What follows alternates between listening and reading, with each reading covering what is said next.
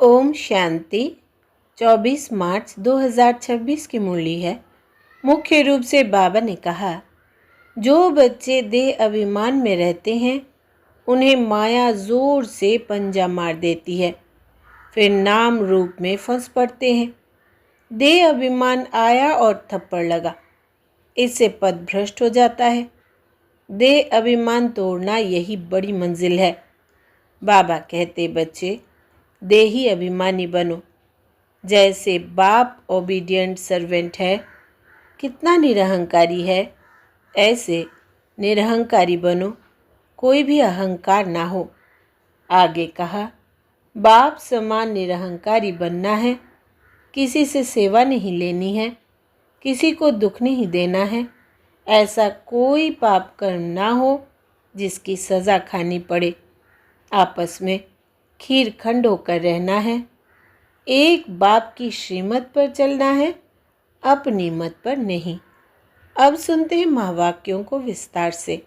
बाबा ने कहा, मीठे बच्चे, तुम्हें गृहस्थ व्यवहार में रहते कमल फूल समान पवित्र बनना है। एक बाप की मत पर चलना है, कोई भी डिसर्विस नहीं करनी है। प्रश्न है, किन बच्चों को माया जोर से अपना पंजा मारती है? बड़ी मंजिल कौन सी है?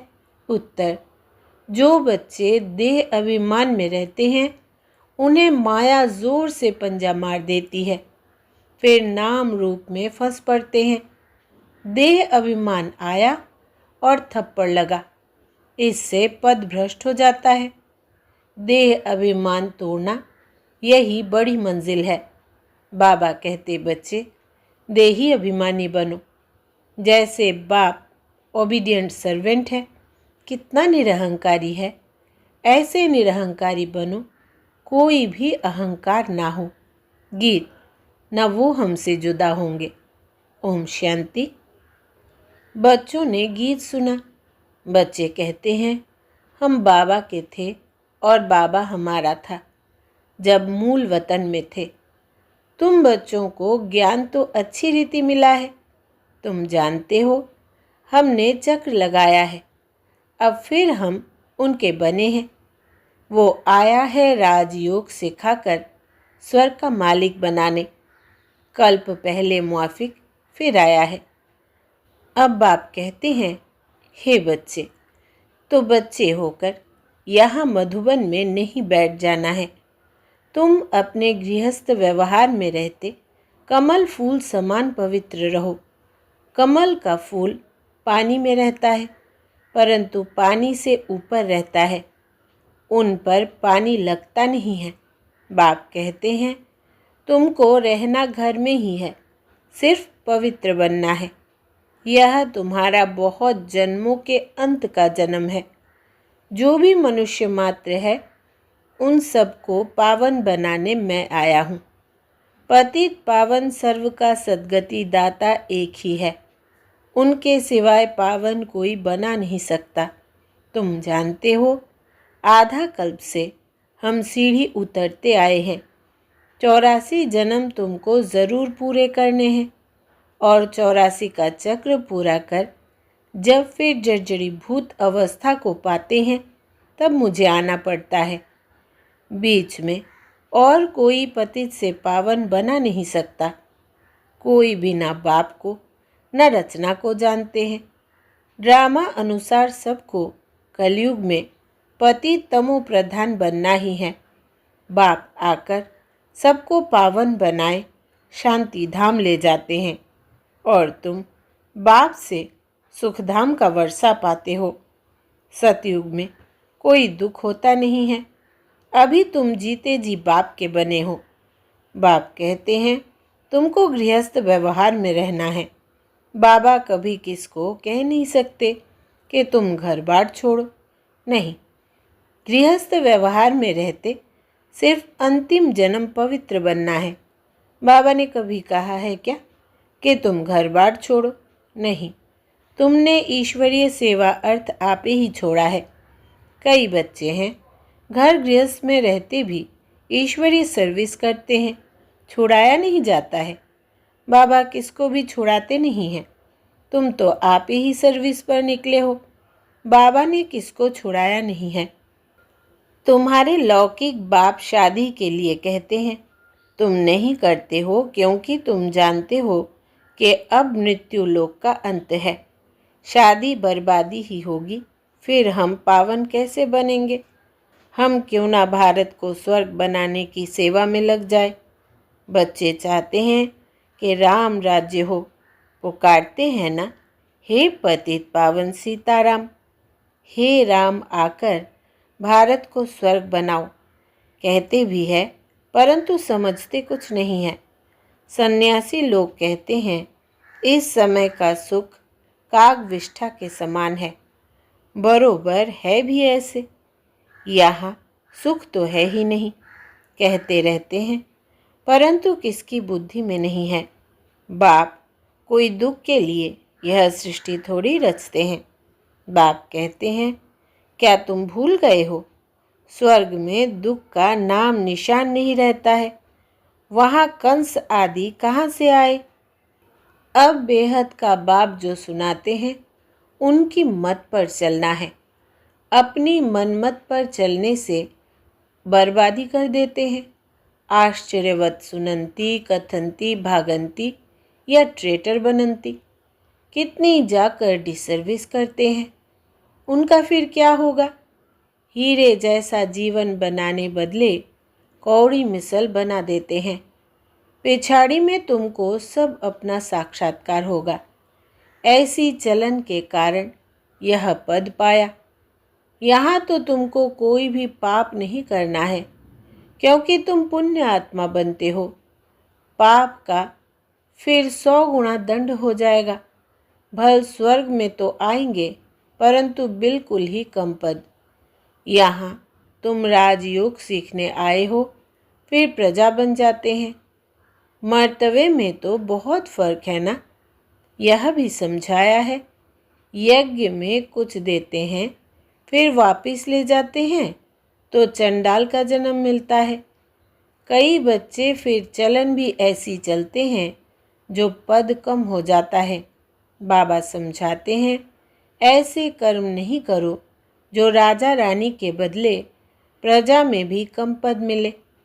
यज्ञ में स्वाहा होकर भागंती होते तो क्या जाकर बनेंगे। यह भी बाप समझाते हैं, बच्चे कोई भी विकर्म नहीं करो, नहीं तो 100 गुना सजाएं मिलेंगी। फिर क्यों नुकसान करना चाहिए। यहाँ रहने वालों से भी जो घर गृहस्थ में रहते हैं, सर्विस में रहते हैं, वे बहुत ऊंच पद पाते हैं। ऐसे बहुत गरीब है, 8 आना व रुपया भेज देते हैं। और जो भल यहाँ 1000 भी देवे तो भी गरीब का ऊंच पद हो जाता है, क्योंकि वो कोई पाप कर्म नहीं करते हैं। पाप करने से 100 गुना बन जाएगा। तुमको पुण्य आत्मा बन सबको सुख देना है। दुख दिया तो फिर ट्रिब्यूनल बैठती है। साक्षात्कार होता है कि तुमने यह किया, अब खाओ सज़ा। पद भी भ्रष्ट हो जाएगा। सुनते भी रहते हैं, फिर भी कई बच्चे उल्टी चलन चलते रहते हैं। बाप कहते हैं, हमेशा खीर खंड होकर रहो। अगर लून पानी होकर रहते हैं तो बहुत डिसर्विस करते हैं। कोई के नाम रूप में फंस पड़ते हैं तो यह भी बहुत पाप हो जाता है। माया जैसे एक चूहा है, फूंक भी देती, काटती भी रहती, खून भी निकल आता, पता भी नहीं पड़ता। माया भी ब्लड निकाल देती है, ऐसे कर्म करवा देती जो पता भी नहीं पड़ता। 5 विकार एकदम सिर मुड़ लेते हैं। बाबा सावधानी तो देंगे ना। ऐसा ना हो जो फिर ट्रिब्यूनल के सामने कहे कि हमको सावधान थोड़ी किया। तुम जानते हो ईश्वर पढ़ाते हैं, खुद कितना निरहंकारी है। कहते हैं हम ओबीडियंट सर्वेंट है। कोई कोई बच्चों में कितना अहंकार रहता है। बाबा का बनकर फिर ऐसे ऐसे कर्म करते हैं जो बात मत पूछो। इससे तो जो बाहर गृहस्थ व्यवहार में रहते हैं वो बहुत ऊंच चले जाते हैं। देह अभिमान आते ही माया जोर से पंजा मार देती है। देह अभिमान तोड़ना बड़ी मंजिल है।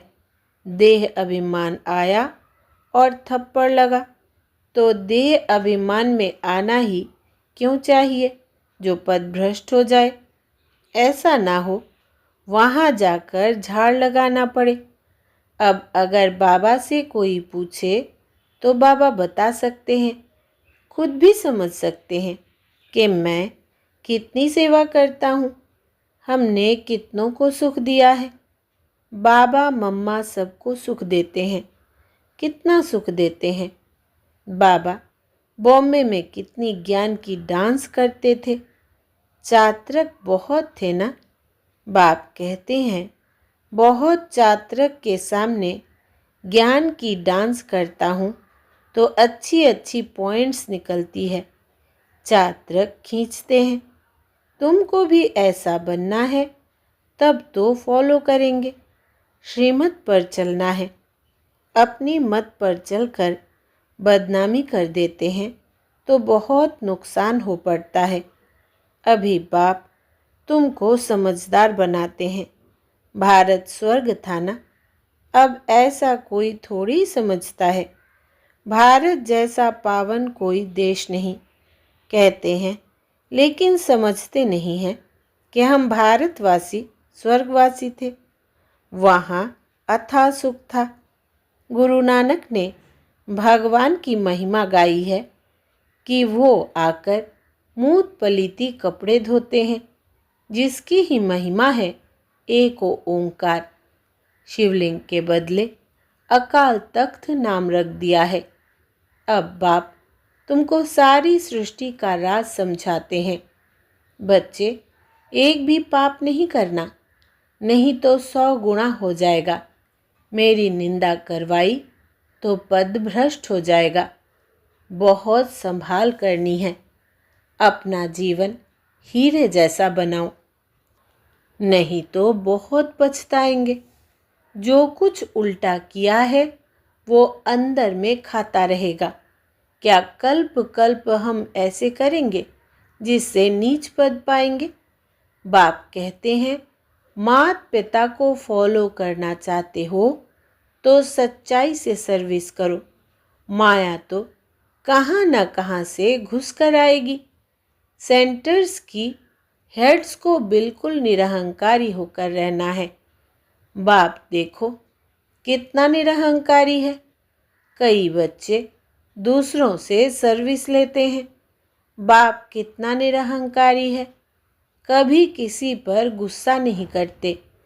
बच्चे अगर नाफरमान बरदार हो तो बाप उनको समझा तो सकते हैं। तुम क्या करते हो बेहद का बाप ही जानते हैं। सब बच्चे एक समान सपूत नहीं होते, कपूत भी होते हैं। बाबा समझाने देते हैं।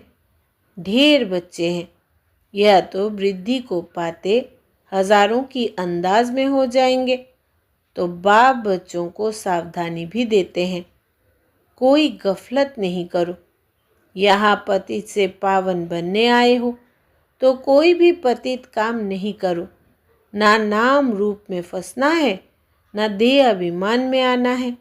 देही अभिमानी हो, बाप को याद करते रहो, श्रीमत पर चलते रहो। माया बड़ी प्रबल है, बाबा सब कुछ समझा देते हैं।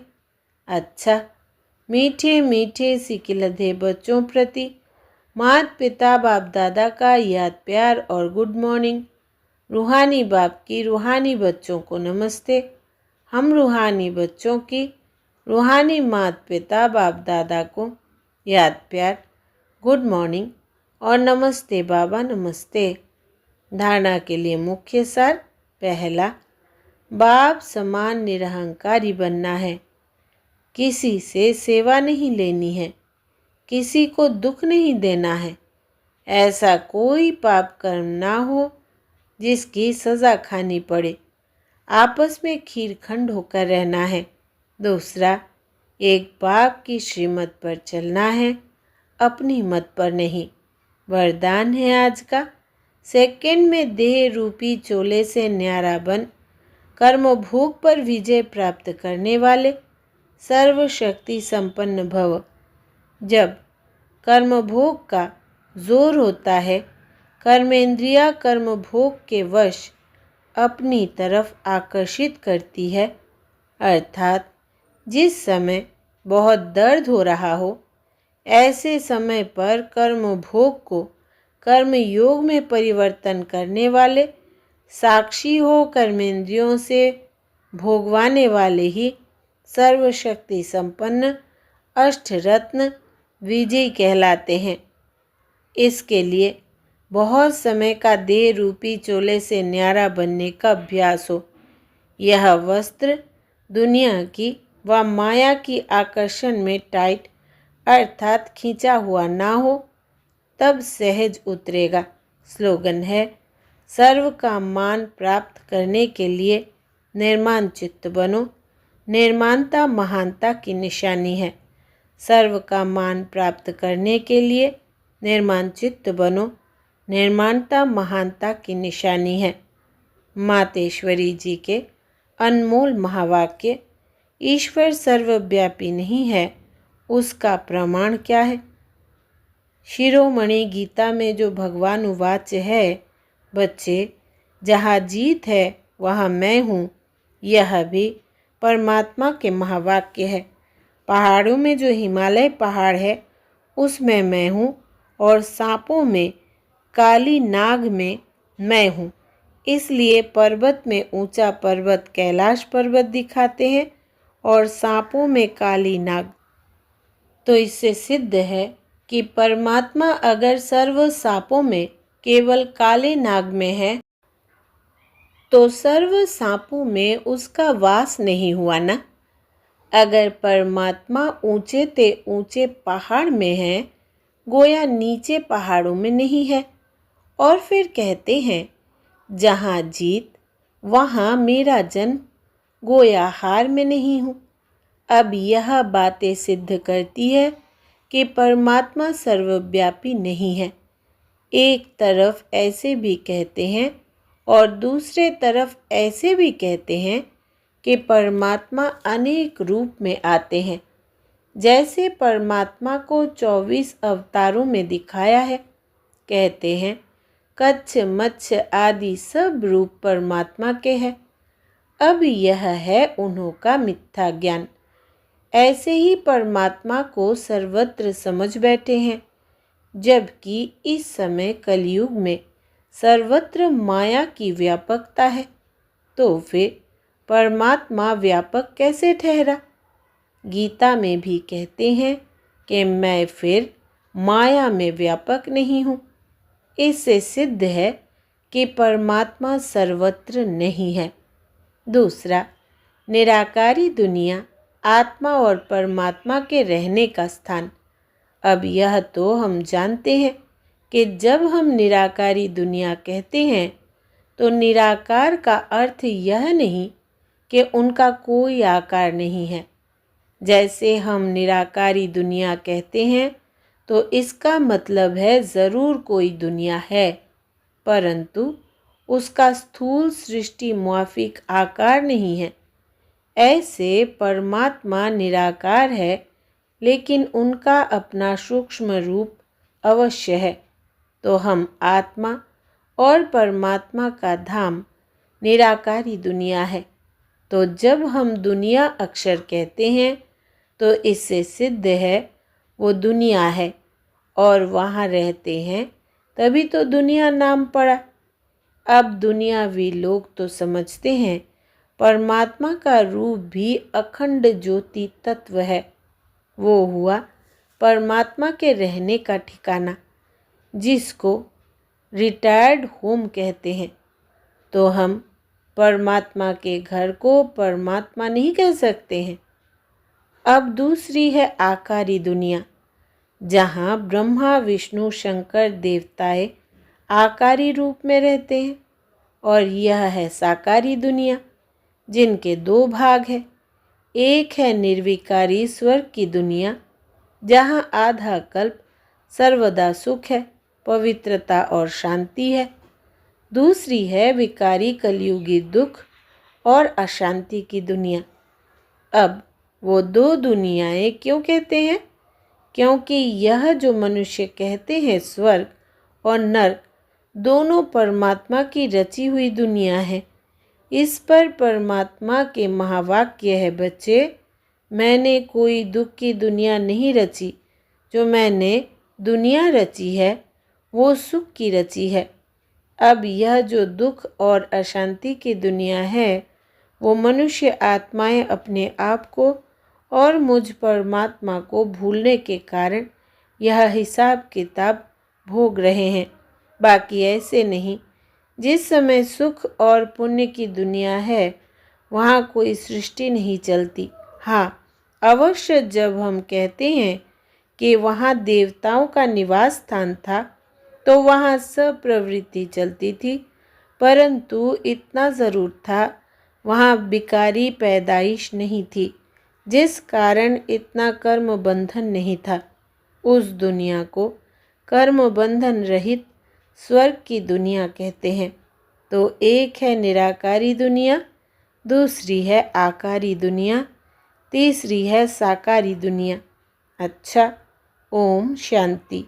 ये अव्यक्त इशारे निश्चय के फाउंडेशन को मजबूत कर सदा निर्भय और निश्चिंत रहो। साकार में अगर कोई निमित्त श्रेष्ठ आत्मा साथ में होती है, तो उनसे कोई भी बात वेरीफाई कराए फिर करेंगे तो निश्चय बुद्धि होकर करेंगे। निर्भयता और निश्चय दोनों गुणों को सामने रख करेंगे। तो जहाँ सदा निश्चय और निर्भयता है, वहाँ सदैव श्रेष्ठ संकल्प की विजय है। जो भी संकल्प करते हो, अगर सदा निराकार और साकार साथ व सम्मुख है, तो वेरीफाई कराने के बाद निश्चय और निर्भयता से करो। इससे समय भी वेस्ट नहीं जाएगा। अच्छा, ओम शांति।